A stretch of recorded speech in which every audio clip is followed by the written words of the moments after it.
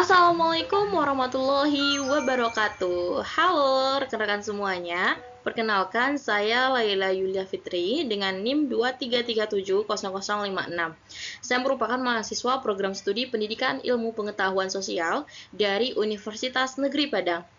Pada kesempatan kali ini, saya akan mempresentasikan slide saya mengenai kasus IBM yang mem-PHK karyawannya besar-besaran. Karena apa hal ini terjadi, apa dampaknya, dan apa solusinya, telah saya analisis berdasarkan analisis USG, analisis APKL, dan analisis Patrial. Sebelum ke pembahasan, saya ingin teman-teman semua like, share, and subscribe video yang saya jabarkan berikut.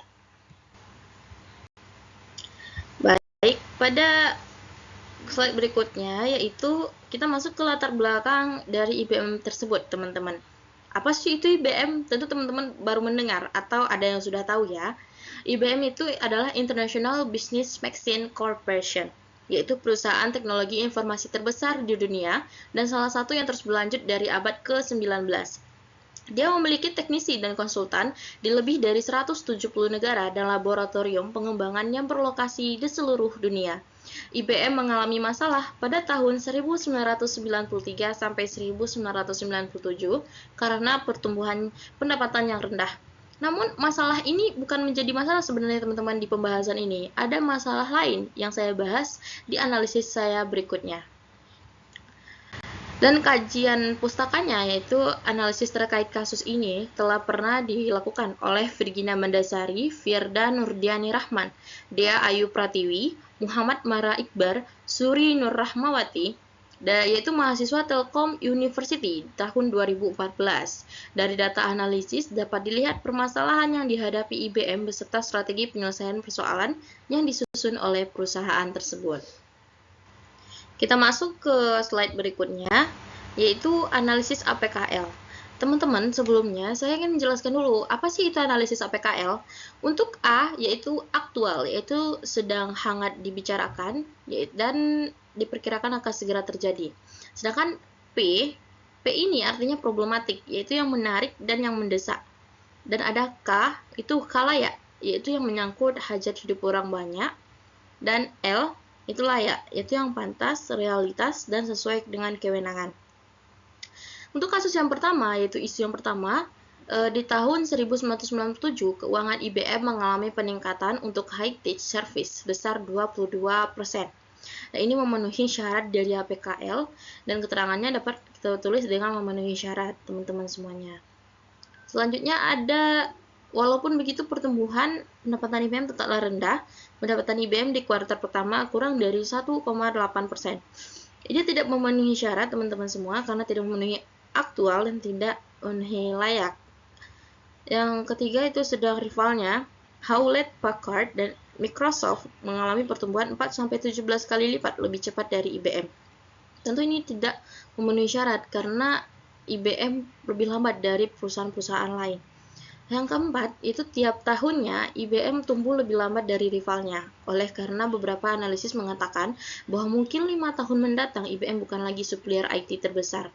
Ini tidak memenuhi syarat karena tidak layak. Perkiraan tersebut mungkin saja tidak terjadi karena itu baru perkiraan. Bisa saja IBM menjadi perusahaan yang besar di tahun-tahun berikutnya dan semakin berkembang. Dan analisis isu yang terakhir yaitu ketika IBM akan melakukan pemangkasan pengeluaran atau anggaran, mereka melakukan dengan cara yang ekstrim, yaitu mem-PHK 35.000 karyawannya. Namun perusahaan IBM kembali mendapatkan kinerja yang baik setelah melakukan hal tersebut. Nah, ini tentunya hal ini memenuhi syarat karena ini aktual, problematik, kalayak, dan layak. Ini untuk slide selanjutnya itu ada pembahasan mengenai analisis USG. Analisis USG ini yaitu urgency, seriousness, growth, dan ada skala prioritas. Yang pertama yaitu di tahun 1997, keuangan IBM mengalami peningkatan untuk high-tech service sebesar 22%. Walaupun begitu, pertumbuhan pendapatan IBM tetaplah rendah. Pendapatan IBM di kuartal pertama kurang dari 1,8%. Jadi tingkat urgensinya ada 5 poin, seriousness ada 5 poin juga, dan growth ada 3 poin. Dan ini berjumlah 13. Dan kedua, ada tiap tahunnya IBM tumbuh lebih lambat dari rivalnya, oleh karena beberapa analisis mengatakan bahwa mungkin 5 tahun mendatang IBM bukan lagi supplier IT terbesar. Di tingkat urgensinya 5 poin, seriousness 5 poin, growth 4 poin, dan jumlahnya 14 poin. Dan terakhir itu ketika IBM akan melakukan pemangkasan pengeluaran atau anggaran, mereka melakukannya dengan cara yang terbilang ekstrim. Yakni CEO legendarisnya yaitu Louis Gerstner melakukan PHK terhadap 35.000 karyawan.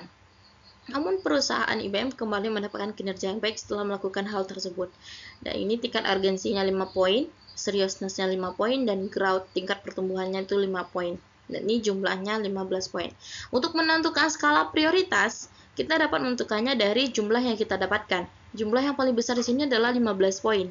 Dan ini menempatkan skala prioritas pertama, dan yang kedua ada 14 poin, dan yang ketiga ada 13 poin, teman-teman semuanya. Kita masuk ke slide berikutnya, teman-teman semuanya, yaitu analisis patrial. Analisis patrial ini memiliki 3 poin, yakni ada penyebab, ada dampak, dan ada solusi. Dari sini dapat kita jabarkan penyebab dari kasus IBM ini, yaitu IBM ini menghadapi tahun-tahun yang cukup sulit. Ya, contohnya saja saat pandemi COVID-19. Namun menurut IBM, PHK karyawan yang dilakukannya bukan disebabkan bisnisnya lesu, melainkan bagian dari penjualan aset perusahaan pada tahun 2021, ketika IBM memisahkan entitas bisnisnya. Ini menurut Ken Drill. Selanjutnya, ada analisis dampak patrial isu. Dampak dari pemutusan hubungan kerja ini, karyawan IBM tentu bertambahnya jumlah pengangguran di negara tersebut, dan juga pada zaman sekarang ini bisa dikatakan lapangan pekerjaan sangat sulit untuk didapatkan. Bayangkan saja teman-teman semuanya, 35.000 orang diputuskan hubungan kerjanya secara langsung.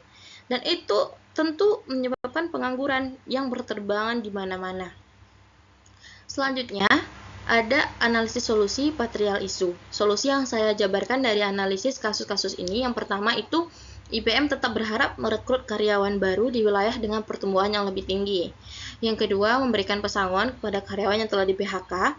Dan yang ketiga, para karyawan yang telah di-PHK tersebut diharapkan dapat mencari peluang kerja baru atau dapat menciptakan usaha sendiri dari pengalaman-pengalaman yang telah dia dapatkan selama bekerja di IBM. Baik, dari analisis ini kita lanjut ke slide berikutnya, yakni itu pembahasan. Ini merupakan penjabaran pendapatan IBM yang dirilis secara umum pada Mei 2022 lalu. Dapat teman-teman lihat. Terlepas dari pendapatan ini, IBM melakukan PHK pada ribuan karyawannya yang seperti kita bahas tadi. Yaitu bukan karena lesu, namun ada beberapa kendala seperti pandemi, menyusul serangkaian pemangkasan tenaga kerja secara massal antara perusahaan teknologi ternama di dunia, salah satunya Google, Amazon, Microsoft, hingga Twitter. Berikut penjabaran PHK 3.900 pekerja dan mewakili 1,5% dari tenaga kerja IBM pada saat itu.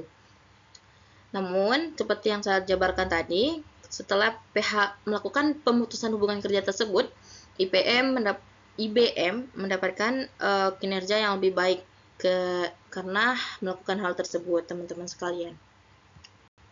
Setelah hasil pembahasan ini, kita lanjut ke slide berikutnya, teman-teman, yaitu kesimpulan dan saran. Dari kasus yang telah dijabarkan tersebut, dapat ditarik kesimpulan bahwa PHK merupakan salah satu hal yang dapat meningkatkan pengangguran. Namun, hal tersebut juga bisa dikatakan memberi dampak baik bagi kinerja sebuah perusahaan. Contohnya saja telah terjadi pada IBM. Yang kedua ada saran. Untuk mengurangi angka pengangguran yang dikhawatirkan, yaitu dapat dengan mencari peluang kerja baru dan dapat membuka usaha sendiri, teman-teman sekalian. Terima kasih atas perhatian teman-teman semuanya atas slide yang telah saya jabarkan tadi. Saya mengakui banyak kekurangan yang telah saya sampaikan. Untuk itu saya mohon maaf. Dan untuk kelebihannya itu disimpan sendiri ya teman-teman. Dan semoga teman-teman semua dapat memahami penjelasan yang saya jabarkan tadi. Untuk penutup, sekian terima kasih. Wassalamualaikum warahmatullahi wabarakatuh. Sampai jumpa teman-teman semuanya di video berikutnya.